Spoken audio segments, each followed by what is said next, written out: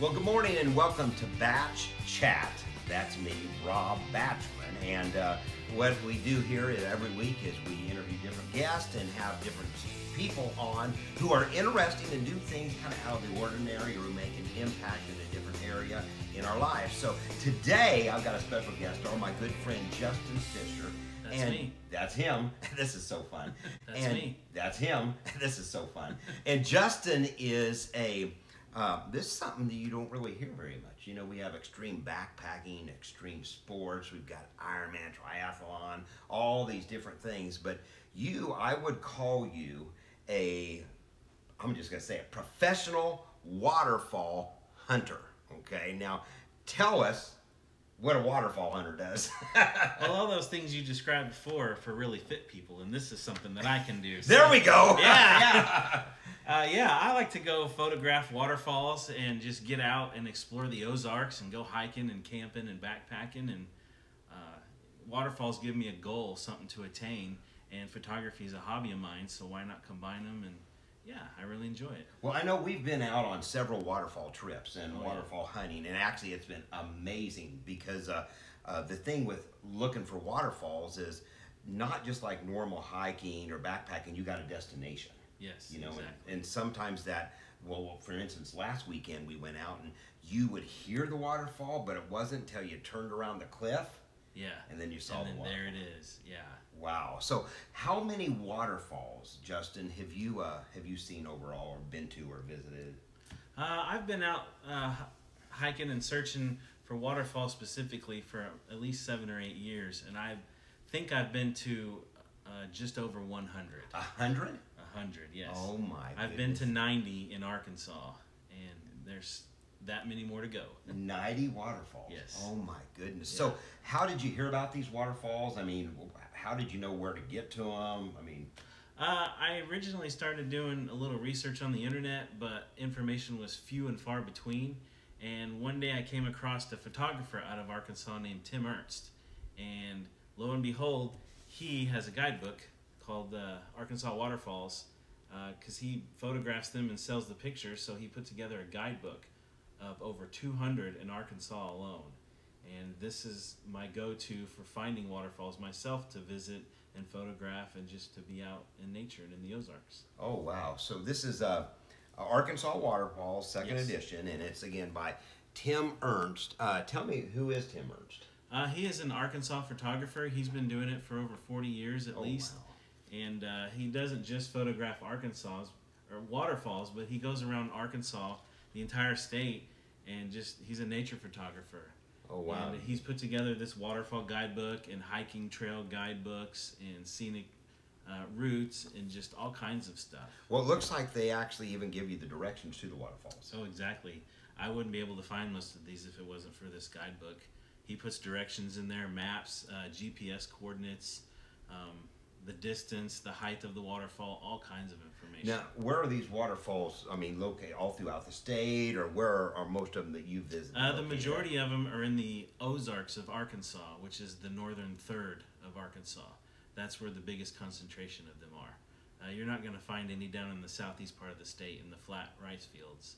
But up in the Ozarks, north of the River Valley, in the Boston Mountains of the Ozarks, there's one around every corner, it seems like. How far, for folks living in Springfield, Branson, how far south into Arkansas do you have to go?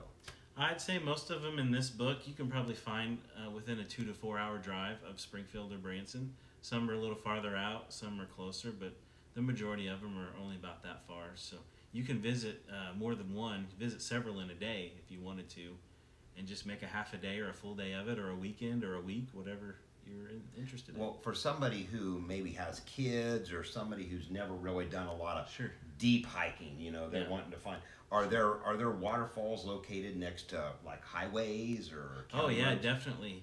There's anything from you got to hike 5 miles one way to there's a waterfall that actually Rob and I visited last weekend that we drove my pickup through it. And then everything in between. There's some that are only 100 feet from the parking lot. There's a couple right next to like Highway 23 and Highway 123. There's all kinds. There's kid-friendly ones, and then there's some that only the most extreme of hikers should go out and see. Tell us, is there any that you would recommend for first timers? Any specific waterfalls that they could either look up on the internet or look in this book? Yeah, sure. That Car Wash Falls, like I was talking about, that's a great one to get out and see first. There's one called Triple Falls on the Buffalo River. It's only about 100 feet from where you park, and when it's flowing good, it's very pretty. There's the one on Highway 23, which is also known as the Pig Trail, north of Ozark, I think, and you can drive right by it and see it. There's several others I can't think off the top of my head, but there's so many that are kid-friendly and easy to get to. There's just so many options. Have you been to the one, I know that I think it's called Lost Valley. It's Yes. a place down by Ponca where all the kayakers and canoeists head off from, and there's a little outdoor center there. And Yeah. is there some Lost Valley too? Oh yeah, Lost Valley can get a little crowded on the weekends, but that is a family-friendly place. It's a great place to take the kids, even those that are slightly limited physically. It's a great place to go. At the end of the trail, it's only about a mile walk. You can see a waterfall with 3 different drops, and Wow. it's very pretty, and that's an easy one to get to. And if you're lucky, on the way there, you'll see elk out in the field. Okay, elk down in Arkansas. Well, is there a certain time, Justin, to go down and to see these waterfalls? This time of the year, morning, afternoon? Does it matter? Or? Absolutely. These waterfalls don't flow year round. 99% of them are dependent on rainfall. They are runoff waterfalls, so it needs to be during the wet time of the year, from late winter through early summer. When we have our wet season, spring basically is the best time to go. How do you time going out? I mean, you just can't necessarily plan a day to go out. You've got to make sure it's had some rain. Exactly. Most of them, you kind of got to know where you're going to go ahead of time, and then just watch the weather, and hopefully it lines up with your work schedule, or you can just take off and go. In the spring, you can maybe plan a little bit more if you know the weather a week out, maybe, but I wouldn't plan to go see any in the fall because it's so dry. There are those rare occasions, but again, it's just something you need to get a book like this, study it ahead of time, plan a day, and wait for the rain. That sounds exciting. Now, does the book give you directions actually directly to the waterfall? Oh, exactly, yeah. Wow. And I would say half of them, you're going to need some kind of a GPS device, like this, or on your phone or something. Some of them, they're going to be very hard to find if you don't have a GPS. And he has the GPS coordinates in his book? He has it for every single waterfall. Even ones that you can drive right up next to, he still puts them in there. Wow, well, thank you, Tim Ernst. Thank you, yeah. Yeah, thank you. Now, does Tim have a website too? Yeah, if you go to timernst.com, maybe a little plug for him here, but go to timernst.com, and he's got pictures of most of them, all kinds of information. You can buy his guidebook, other picture books. There's all kinds of information. You can read his blog.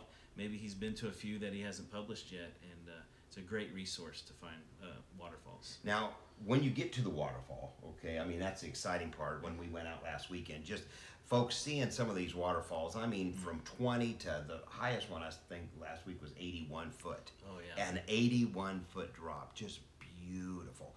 But tell us a little bit about the photography part, because I know that's the big deal, is catching pictures of the waterfalls. Yeah, that's one reason I like going find waterfalls. I'm not just out there hiking to put in the miles, but I've got a destination, finding that waterfall, and then trying to take a good picture of it. And these days you can get good pictures with your iPhone, with the new cameras they've come out with. But if you have a good DSLR camera, or even an old film camera if you've still got them, and a tripod, you can take great pictures. One of the main things, though, is if photography is your goal, you really need to go on a cloudy day. Versus that harsh sunlight on a bright, clear day. Cloudy days are the best days to get those really good waterfall photos. Photography is not your main goal in mind, then go on a bright sunny day. As long as there's been rain and the waterfalls are flowing, it's always a great time to go visit a waterfall. Wow. Now, I noticed in his book, and you can see on the cover, the water has kind of a, I don't know, a stream feel, or it's beautiful the way. It's got that silky smooth look. How do they do that? How do you do that? You need a good tripod for your camera, and again, that's another reason you go on a cloudy day, so you can get a slow shutter speed as possible. Okay. To kind of slow down that movement. And people can probably go to the internet to learn how to do Oh that. yeah, absolutely. Yeah, you can even do it to some effect on an iPhone or some of the newer Samsungs as well. Okay. Now you have a website yourself, don't you? Yeah. What is that website? It's exploretheozarksonline.com. Just a hobby I've put together over the last several years, just kind of collecting and displaying places I've been and places I like to travel. Not just waterfalls, places I've camped and backpacked and floated and whatnot. And it's just a great place. I'm trying to create a resource to put this all together in one spot. One of my motivating reasons for doing it years ago was I would look for places to go, find to hike and camp, and you had to search here and there, and I just thought someone should put it all together. So, well, that's exciting. Yeah. What is the website IP address? It's exploretheozarksonline.com. Exploretheozarksonline.com. Yeah. Okay, good. Well, that's awesome, and they can find all the information on these waterfalls. I've got most, if not all, the waterfalls I've been to on there, plus some more I'm still waiting to go see. Are there any waterfalls that really stand out to you? Oh yeah, it's hard to pick favorites, kind of like it's hard for a parent to pick their favorite kid, because I love them all, but there are some that stand out more than others. Obviously one of the big ones is the biggest one, and that's Hemmed In Hollow, down on the Buffalo River. It's the tallest waterfall in the Midwest. It's 204 feet tall, and talking about it will not do it justice. You have to go see it. It is powerful, it's amazing, it's really cool. One that's hard to get to that we've both been to that we really like is Twin Falls of Richland Creek. It's not the easiest to get to, but it's always rewarding and well worth it. Pam's Grotto Falls is another one of my favorites I really like. And right there, right next to that one, there's a campground called right off of Ozone, and I forgot the name of it, but you camp right next to this little waterfall. And so again, there's some that are easy to get to and some that are a really long hike to get to. So some of the Haw Creek Falls.